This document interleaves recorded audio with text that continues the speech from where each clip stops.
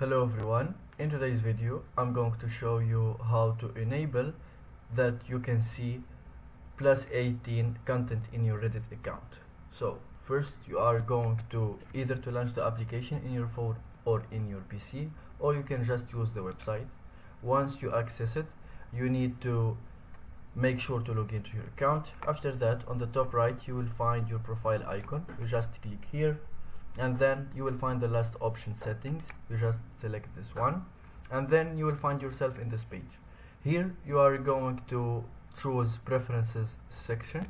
Just select this one and then once you scroll down you will find content, and as you can see here you will find the option show mature content, and you need to make sure that you are over 18. If you are less, don't enable this one, and once you do this you just going to enable this option, and that's it. Thank you for watching. If you find this video helpful, don't forget to subscribe and like the video.